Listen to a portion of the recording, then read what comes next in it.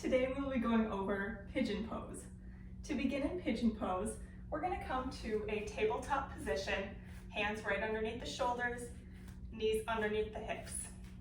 Once we're in this position, we're going to start with our right knee. We're going to bring it forward, placing on the outer edge of the right shin and pointing the right heel towards the left hip bone. Once we're here, we're going to slowly start to scoot our left leg back until we're resting on our hip, our pelvis bones here, just as deep as we can in this stretch, and flatten the top of our foot against our mat. We want to elongate through the spine, opening up through the chest here. We'll take an inhale, and on the exhale, extending forward, laying the chest onto our knee and extending our arms out in front into the full expression of pigeon pose. We'll take an inhale, and on the exhale, slowly walk our hands back up, taking another inhale, and on the exhale, we'll tuck the back toe, lifting up, bring the right knee back and the left knee back to our tabletop position, and then we would do the same thing on the other side. When we're in our tabletop or our pigeon pose, we want to make sure that our hips are square to the short end of the mat and that they're really trying to ground down into the mat. Now, some modifications that we have. The first one, we are going to use a blanket, and the blanket is going to go right underneath the hip of the leg that is elongating to the back. So for me, that's going to be, I'll do it on the right side for this one. So we'll place that right where our hip is going to go. Once again, a tabletop position. We will bring our left knee this time to the front on the outside side of our shin. And if you want, you can bring the foot closer to the front so that we're making 90 degrees here. And if that's not comfortable for you, it can maintain right there at that 45-degree angle. From here, we are going to walk, once again, that foot back until our hip is resting right on the blanket, giving us just a little bit of support here. Once again, taking an inhale, and on the exhale, slowly walking our hands forward, allowing our chest to come rest on the thigh, and our head resting down on the mat. We'll take an inhale, and on the exhale, slowly walking ourselves back up. Now, before we come out of this pose, there is one other modification that we can do. So, grabbing our blocks here, we're going to bring them to the front. Once again, you can keep your hip on this blanket for this one. It is helpful for most people, so just to have something to rest on there. Now with the blocks, we want to put them in a spot so that when we bring our chest down, this block can have our chest rest on it, and this one is where our forehead can rest, so that we don't have to come all the way down to the floor if that is not available. So we would just walk everything down as normal, adjusting the blocks as you need to fit your body, and then resting here. We'll take an inhale, and on the exhale, once again, walking ourselves back up. Inhale, and on the exhale, tucking the back toe and lifting our left knee back to center. Then we can set our props off to the side. If we don't have props, there's still something that we can do if we're not able to come all the way down to the floor. So in that case, we'll start in our tabletop position. We will take an inhale, and on the exhale, once again, bring the right knee forward, and then slowly walking our left foot back.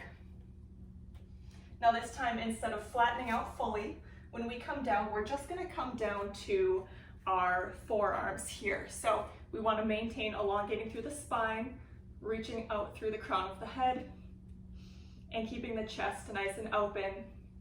And this is an option if we're not able to come all the way down onto the mat.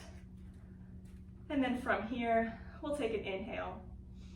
And on the exhale, slowly walking ourselves back up. Once again, tucking the back toe, lifting that knee, and bringing our right knee back into our tabletop position. Now we do have some transitions to get in and out of pigeon pose. So for our first one, we're going to be starting in down dog. So grounding through the hands, we'll tuck the toes, lifting the hips up and back, elongating through the spine once again.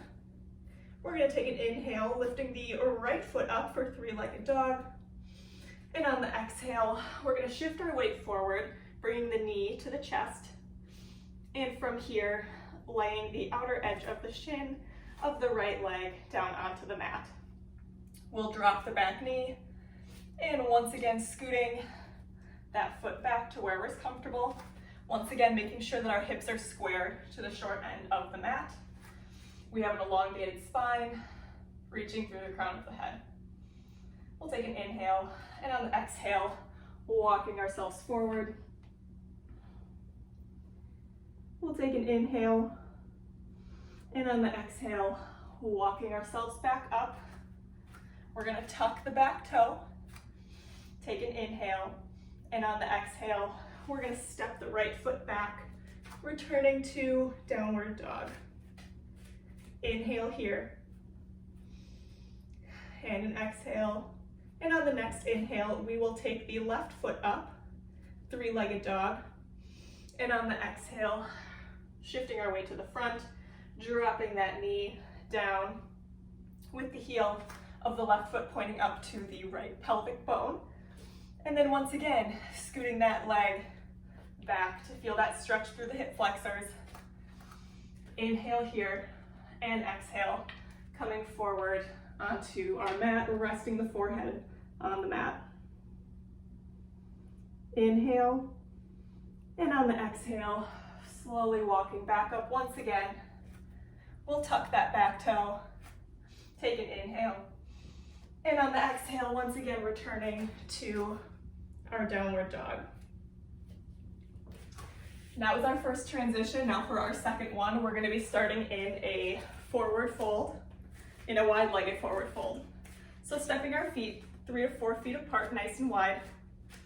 We're going to place our hands on our hips, take an inhale, and slowly start to hinge at the hips, elongating through the spine, pulling through the crown of the head, and hinging until your hips don't allow it anymore. Want to make sure that our toes are pointing to the front. We'll take an inhale here, and on the exhale, allowing our hands to come down onto our mat, elongate up through the spine on the inhale, and on the exhale, allowing your body, the crown of the head, to come down towards the mat. We'll take an inhale, and on our exhale, we are going to start walking ourselves over to the left side. We're going to point the left toes towards the front of the mat, as well as the back toes. And then from here, we're going to shift the weight into the hands, picking up the left leg and putting it into our pigeon pose. We'll inhale, and on the exhale, slowly start to walk ourselves back. Once again, elongating through the spine. Inhale, and exhale, walking ourselves forward. Inhale, and exhale, slowly walking ourselves back. Tucking the back toe. We'll take an inhale here.